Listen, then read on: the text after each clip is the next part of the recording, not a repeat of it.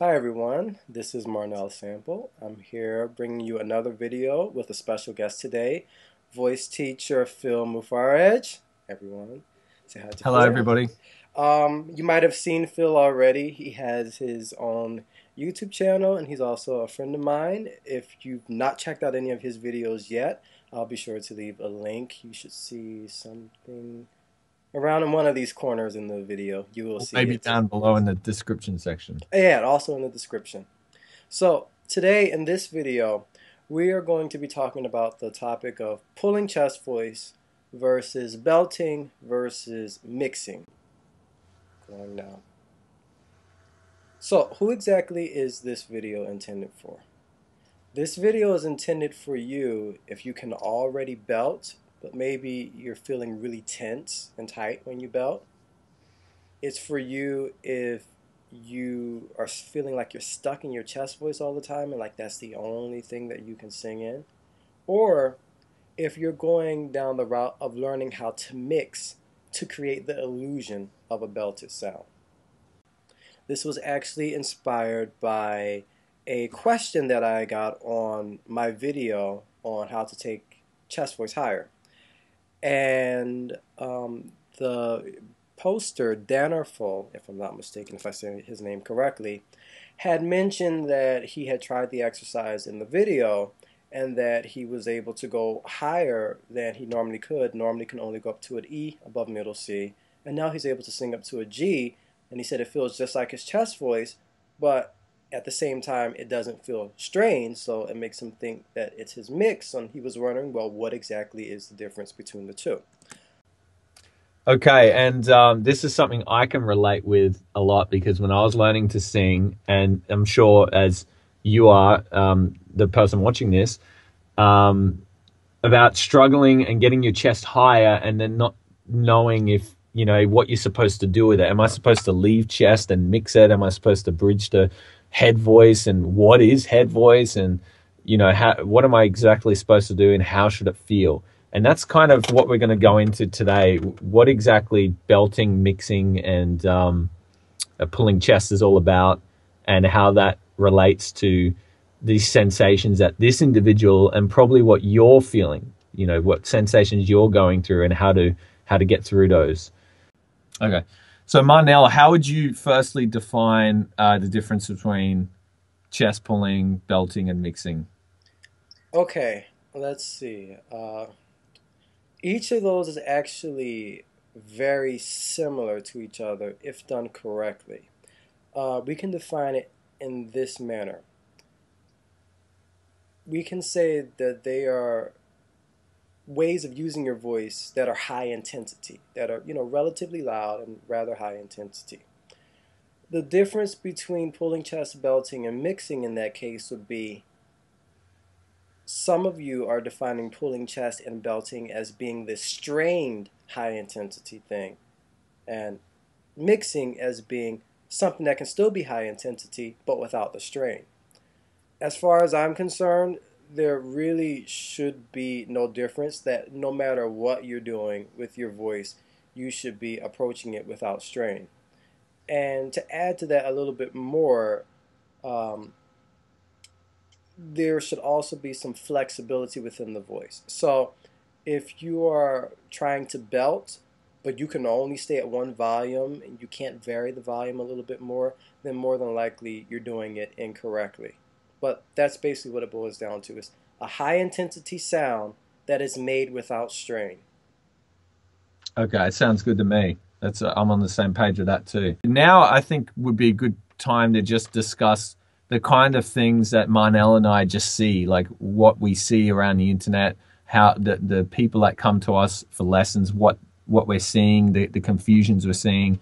And, you know, the number one thing that I tend to see is people thinking that they've got to go up in their chest voice, and then at some point you've got to change it into something else, and you've got to leave your chest voice and go into something else. And people will say you've got to bridge in the head voice, but then even that terminology becomes a gray area of like, well, what exactly is head voice? Because there's actually a few different definitions of that. So some people will consider it to be a full voice tone. Some people will consider it to be a falsetto tone with no breathiness in the sound. So there's a few things that I typically see. People will take their chest up to wherever it strains, and then they'll bridge it into a falsetto sound, and then kind of hope that over time that's going to just become one big sound. And it actually gets more complex than that, because there's different ways to get into your falsetto, and there's ways that will actually help you and ways that won't do anything. And the main thing that I would like to say is, when you finally develop the ability to go all the way through your range or mixed voice, it will pretty much feel like it's your chest going all the way to the top. And the way I describe belting is, I describe it as, it's my mixed voice, but I feel like I'm yelling into it. I feel like it's got the intensity of a yell, but it doesn't get caught in the throat like a yell does. It rings from the head and the voice thins out. So it feels like one voice thinning out. So what I wanted to say was, what are the kinds of things you see, Marnell? What are the misconceptions you see about these things? Pulling chest, belting, mixing. We can kind of bounce off that a bit. Well, let's see. What you mentioned is definitely a big one. Another one that I tend to see a lot is the idea that the chest voice itself is the cause of tension, and that is not true. Chest voice is a necessary part of the voice that you need for the voice to function correctly, and really all it is it's just a musculature. It's a certain muscular state in which the cords are vibrating in a deeper layer. Compared to falsetto. Falsetto is just vibrating at the very, very edges, very outer edges of the chords. So with a lot of people, because you have tensions in place that have nothing to do with the chest voice itself, there are other tensions like jaw tension, neck tension, you overbreathing, so you're trying to take in way too much, you're like and really like tank up for a phrase like that, doing something like that. Let's see what else. Not knowing how to utilize breath support correctly, because you do need air pressure in order to use air pressure in your abdominal cavity, that is, in order to use a chest voice. So if that's not present, it can cause tension. Let's see what else. Shaping your vowel incorrectly, not using your resonance properly. If you do any of those things, that's what will cause tension. It's not the chest voice itself. The chest voice, the beauty of it that it actually does is, as you begin to go higher and higher in your chest voice, it will make it more apparent to you what your problems are. So it's just highlighting for you what your problems are. It's not the problem in and of itself. So a lot of people think that, oh, I'm tense, therefore I need to learn to use my head voice now to alleviate that tension. And really, you just need to learn to get rid of all of those constrictions, all of those tensions that are in the way. So that's what happens a lot of time when people belt. The one I see a lot is, if you can belt but you feel really tight when you do it, it's like a lot of times it's tension in the jaw muscles right here, like you don't want to open it the whole time, and these muscles right here are just staying very, very tight, and that pulls on your larynx here, and then you wonder why is this so hard. So you feel like you can only do it really, really loudly because you don't have any flexibility in your body. So that's another one of the really big problems I see. Do you have anything to add? I see that on the E and U a lot. The E and U are the number one things where it's like the body the body will always send you signals. So the body will say, hey, I need to do something here. But if you don't train it to do the right thing, it'll do the wrong thing to help you through the sound. So it will tighten up here to get you through the sound, like that, and things like that. So I find that once you show the body what it's got to do, it'll want to go to that position. For example, when you sing up on the E, the jaw needs to open up to create space. The U needs to open up to create space. Even sometimes I get singers that actually go and sing the e and take their finger away with the jaw completely open. And then once they understand how to get through the break like that, then they can just sing, just start with an E and it just opens a little bit to however it needs. It approximates by itself. Sometimes things can be unnatural at first so that the body starts picking up the idea of what it should be doing. Now, one thing, too, is chord closure. I feel like that was a big one for me, at least, when I was learning to sing. I felt like I didn't know... I felt like my voice didn't want to hang on. It didn't want to... it just wanted to pull apart. And I find a lot of people create tension because they feel that same sensation. So I do believe there is a benefit to learning how to just bridge. Whether even if that's in the falsetto, but the key thing is it has to have support under it. If there's no support under it, when they bridge to falsetto, it disconnects in a way where the pressure completely disappears and it won't go anywhere. You could do that for 20 years and it doesn't do anything. The way that I talk about flipping in the falsetto that I feel helps people and has helped me a lot is to flip in a way where there's still support. So if I flip like this and I go, that type of flip, if I approach it in that way, is different than where there's a complete lack of pressure that's disappeared from the sound. The first sound, I can actually grow that sound. And I can use that to help alleviate tension in the jaw and the throat and things like that. And then learn how to bring more chest through it, because that was the problem where I flipped on the first one. I actually lost my chest through the sound. I just need to learn how to bring that through more. But I find that is a tool I have to teach people, how to do a proper flip and then smooth that out until there's no flip and then bring the chest through that even stronger. I understand your approach is a little bit different because you work more directly with the chest itself with less stages in the voice. Is that true? Yeah. How would you describe how you train the voice? Yes. In some cases... It depends on the person. Yeah, too, it depends on the person because, like, for instance, in my case, with what you mentioned about the chord closure, it was a very big deal for me, and that's how I learned a lot of this, is because I have a partly paralyzed vocal cord, and I didn't know it for a long time, and it was causing me a whole lot of closure issues, and as a result of that, I couldn't get my chest voice going properly. So every time I attempted to sing in my chest voice, it would not come out the way that it needed to because of the closure issue. So I had to learn to address that in a really, really much more direct and aggressive way. But I've found that even people who have normal voices in a lot of cases are still having some of these closure issues. So that is a large part of this, is making sure the voice can stay clear. Can it go, eh, eh? Can it go, you know, like that without it going, eh, eh? Like if you get that kind of husky kind of sound, then that's no good. That's what I call blasting, and that's what some people attempt to do when they quote unquote are pulling chest. If that's what you're calling pulling chest voice, then you're doing it wrong. So for instance, if we do what's a line? If I go eh, if I do that, that's no good.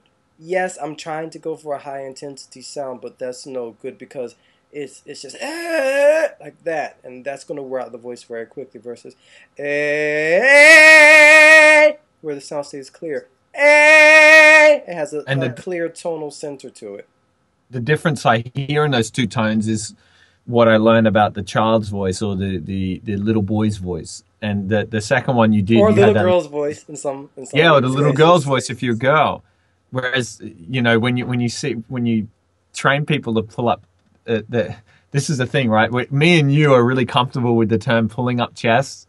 Well, hold on. Well, why don't we talk about that for a second? Because that is actually a misconception that I see people getting into, is that, let's say you can use your chest voice freely up until a certain note in your range. And let's say, in my case, when I first started, I can only take the chest voice up to, like, what was it? C sharp above middle C. So literally 1/2 step above middle C. This note here. That was as high as I could go in my chest voice, and I could not find any power behind it. Like, if you told me to do it louder, that's all I got. That's all I would get. It's just that. Yeah. And so, like many of you, I thought that the reason for that tension pattern was because I just didn't learn to use my head voice well enough. So what did I do? I started trying to reduce the volume, and I started to try to mix sooner and sooner and sooner. So if I did a scale like, okay, so this would have been like over 10 years ago, 12, 13, I don't know, some long time ago. If I was trying to do a scale like that, I would not have been able to do that back then. So what I would have done is this, because I would have strained on this note. I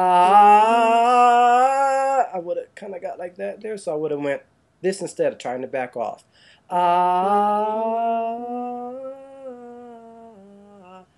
But if I back off in that way, there's no pressure for me to operate off of, and it just gets weaker and weaker.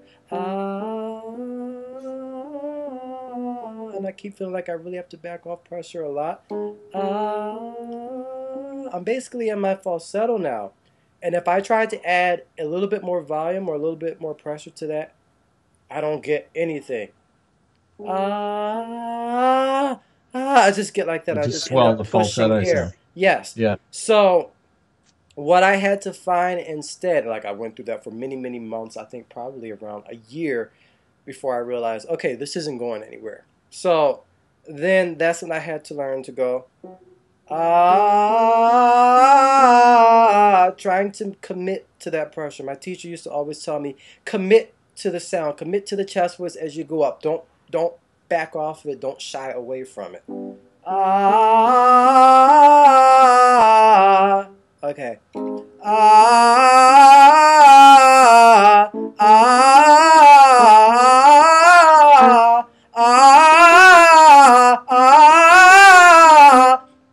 And you will feel a certain pressure in your body as you do that. And I was afraid of that for a long time. And I know many of you are also afraid of that pressure. You feel that kicking in and you go, oh, wait a minute, it's going to make me strain. And that's where the next issue comes in about the vowel modifications. If initially you're not allowing the vowel to modify a little bit as you go up, that's when you're going to feel the tightness. So yes, you'll have this pressure. And then you feel like you get stuck right there because it's like, wait a minute, there's nowhere else for it to go. So then you have to go, see, I just changed it here on this note. Instead of and it pulls here at the larynx. It's just a simple vowel modification. And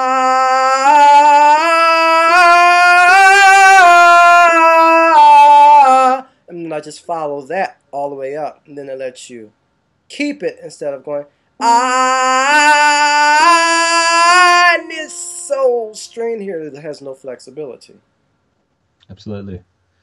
Now, what I noticed too is going back to the use of the actually, no, let me start with my issue when I was learning was different to yours. Mine was, I had the trouble of my break was on the F above that middle C, and I was basically just shouting up there. So I had a strong voice, but it was full of tension and constriction, and I didn't know what to do with it.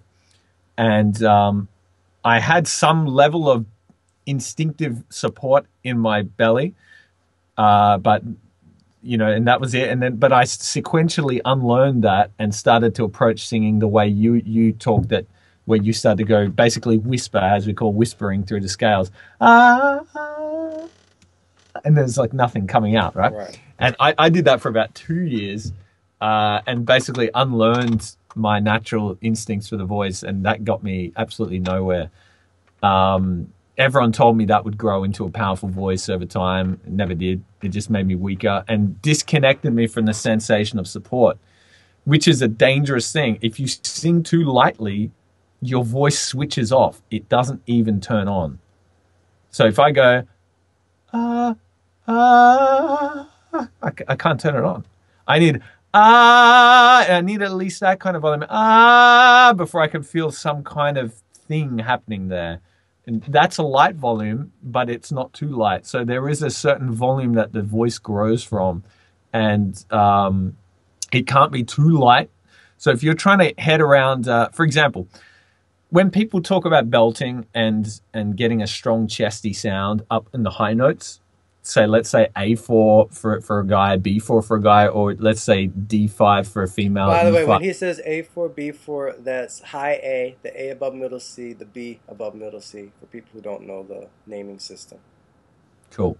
And when people are going for those tones, a lot of times, sometimes they've already got this ability to stay in their real voice all the way up, their mixed voice. But they're doing it so lightly that by the time they get that high, it's thinned out so much that it has a heady tone to it. And they're wondering how to make that sound stronger, but they're not willing to go louder. And the louder you go, the later the voice thins out. The more chesty it stays higher up in the scale. So if you're in an A4, and you approach it lightly, it's going to thin out really early. If you approach it with a stronger, more chesty tone and with vowel modifications in it, it will thin out later. And this is the other thing about the vowel modifications. Marnell just showed you how he modified the vowel to alleviate tension as he goes up the scale.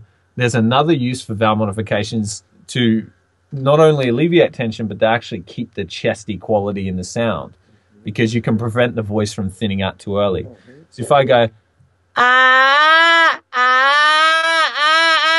not only is it creating tension in my voice, but it's giving me this really thin voice. But if I go, it keeps the resonance a little bit lower in my voice, and it doesn't thin out so early in the scale. So you can create, a lot of times people think, okay, I want more power, so I've got to go, whoa, to get the sound. It's the complete opposite. You change it with the vowel, and you actually use less breath through the chords. You stockpile it all up, and you don't let it out, but you don't overtank on the air so much that you create tension in the shoulders. So Marnell and I have a little trick where we get people to actually exhale the air before they sing, and the only way I can describe this is that it's like there's a tub of jelly and you're pushing your fist down in the jelly to try and grab something. And the further you push down, you can't even, it's like, you're going through mud. So you can give it a shot. You can exhale. Give me, do you have a G on your piano there? Which G? G on your G. This one? Yeah. If I exhale,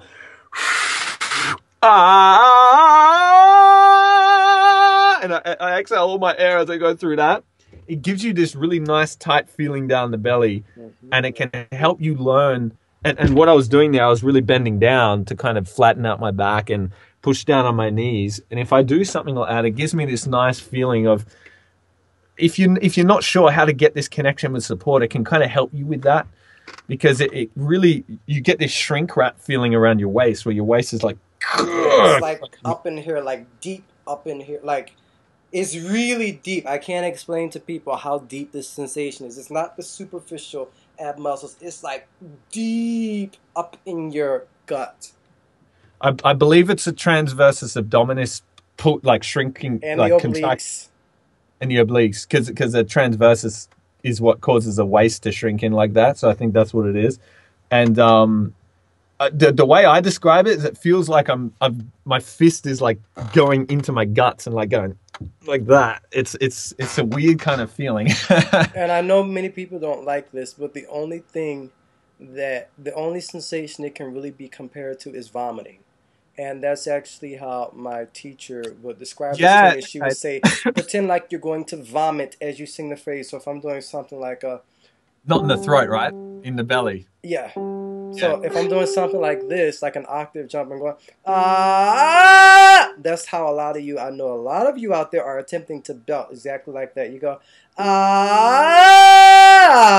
and everything just comes out and it tightens up here. And so what she was saying instead is think like you're going to vomit air. And when you vomit like this, it activates something in here very much, a lot, like a very strong pressing sensation. And also in your throat, it allows something in your throat to let go. When you vomit, well, you go, you do exactly like that. And something just lets go, it opens up here. So,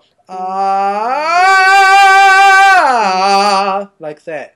And another thing that goes along with that my teacher taught me is you think down as you go up. So I find this helps to condition the correct response in the larynx, because everyone wants to go up as they go up in pitch. And they want to lift up the shoulders and lift up the neck and lift up the head, and that has nothing to do with it. So what I tell people to do is you have to use your eyes in order to get this to work. So if I do this, I tell people to take your finger like this and follow your finger. So start with your finger at eye level, and you keep your eyes on your finger at all times. As you go up in pitch, your finger comes down here to the level of your waist. You don't actually look down with your head, you just follow it with your eyes. So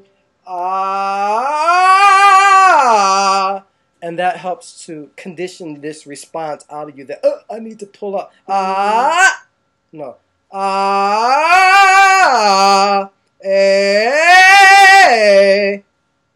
That's interesting. That vomit thing, I've never heard that one before, but that makes sense to me, because I remember, I'm sure you've had an experience where you vomited so much that your abs started to hurt. And so it is a very strong gut-wrenching kind of thing.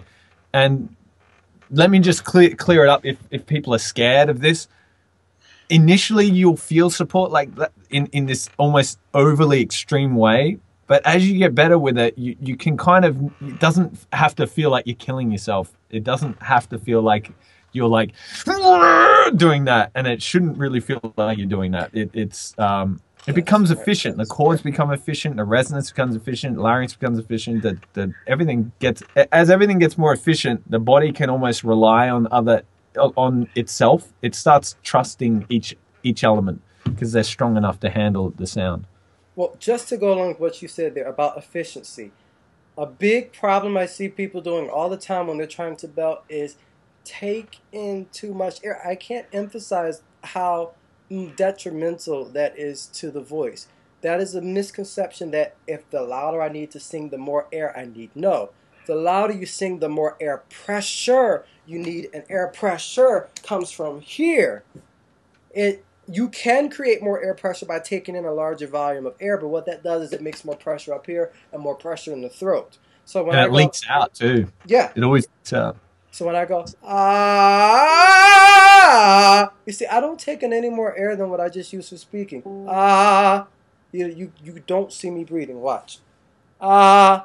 It's literally this. No, just a tiny bit more air than what I would just use for normal speech. So if I'm just speaking normally and I go like, I don't know, I'm getting someone's attention that's like maybe, I don't know, 15 feet away from me.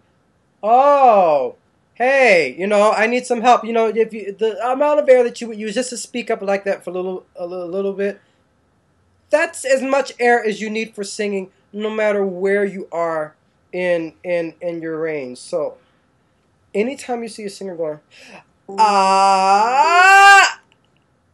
I can't possibly make that. Even using this thing of thinking down as I go up, or literally looking down with the eyes as I go up, I can't make it because I'm already tense up in my neck and in my shoulders and in my jaw and up in here and up in my larynx before I even made a sound. By the way, this is what I covered a little bit in the video on, what was it? The neutral larynx? I think I covered some of this in that video, but that's the idea. You just sit there like this. I just took in my air. An inhalation should be connected with a relaxation of all of this up here. That's it. I just breathed in. That was it. It was probably so subtle that most of you missed it. Yeah, I think a good way to practice this too, if you're working on a really tough song that's just it's just belting down the house, and you find yourself being like belting in to get through each phrase. I really like to just take mini breaks between. So do the first line and then just go, Mm-hmm. And then do the second line, and then. Well, believe it or not, that's actually what I do. A lot of times before I'm getting ready to sing a phrase, I actually exhale a little bit a lot of times. Like I go just enough to start to let all of this relax. Ah, and then I go into ah, then I do it like that instead of ah, no, I'm already tense. Ah, and then you set yourself up well. And the thing you pointed out too about that that down as you go up thing, pushing down as you go up. I feel like a lot of people hear that and they don't know how to build that. So one thing that I've always described support as almost like an anchor. I see it as, because I find a lot of teachers will kind of just describe support as just regulating the breath. Like they'll just be like, oh, singing is an act of exhalation, so support is just regulating the breath. So they'll get you to do exercises like just exhaling slowly. But I feel support so much more than just exhaling slowly, or just it's an anchoring system. It's the way I see it is like it's a rocket that's flying up, and you want to control or like a balloon. You want the balloon to fly up at the speed that you set, so you attach a weight to it. And that's how I feel support is like this. It's an anchor that prevents the sound going like that, just flying out. It's something attaches down, and you can feel it. And that literally becomes the sensation of pushing down as you go up. And the way I find it working is where you do those exercises where you exhale and you push down, and anything where you actually attach a physical attribute to the motion of it. You can even push down like that with your hands as you're singing up. You can even bend down, like sit down as you're singing up. You can even get off the chair as you're singing up through the scale. So you can be like, ah!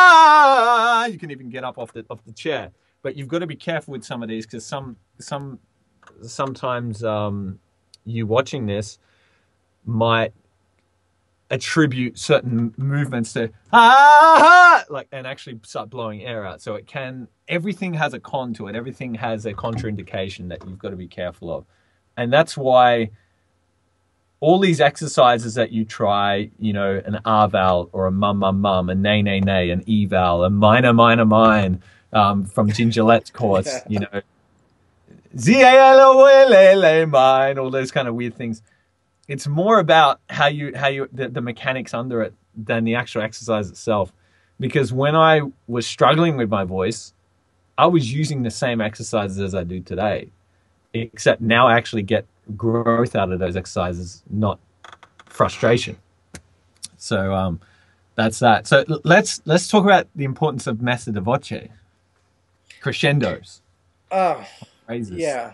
That's a part of flexibility in the voice, and that is a very, very advanced exercise, and most of you probably will not be able to do it well at first, but you still need to attempt to do it to the best of your ability. By the way, the Messa di voce, what it actually is, not to be confused with mezza voce, which is half voice, is Messa di voce, M-E-S-S-A, which means literally like the putting or the placing of the voice. Transcending tone in Jamie Vendera's course. Yeah. And crescendos in Kevin Richards' course, for those wondering about those terms. What it is you start off softly at the softest volume that you can, at your pianissimo volume. Then you crescendo to your fortissimo volume, to as loud as you can. You do this all on one note. And then you come back to your original starting volume, back to pianissimo again. So it's kind of like this. If I do it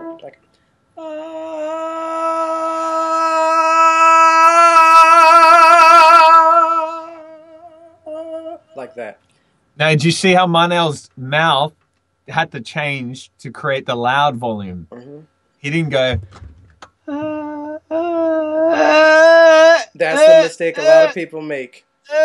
It gets under here if you do it like that. Yes, so exactly.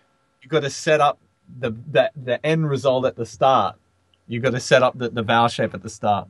And that's what I was mentioning earlier about the various tension patterns, that it's not the chest voice that causes tension, because most people will feel that, and most of you would say, oh, I'm getting tense here because I'm using too much chest voice. No, it's not because you're using too much chest voice. It's because you're keeping your jaw tense, or you're doing something weird with the vowel. So, I'm already starting off with the jaw loose here.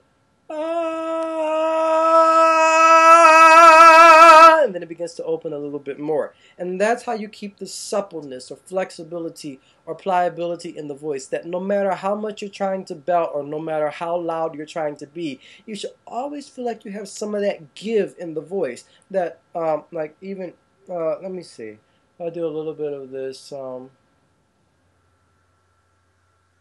It should be a general part of your phrasing. So if I sing a little bit of Go the Distance, if I go, I have often dreamed of a far-off place where a hero's welcome. See, it's in the phrasing itself. As I go higher, I go a little bit louder, then I come down. Hero's welcome, welcome, would be waiting for me, where the crowds will cheer when they see my face, and a hero's welcome. I just messed up the words, but that's okay. That's all right. And this is where I'm meant to be. And it's like, and that's even the vowel modification going into that, because if you try to do that here, like,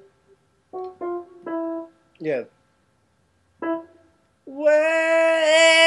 and your vowel is off, you're starting off like this, there's nowhere for you to go. You're going to get stuck. So it has to be like this. This is where I'm meant to be.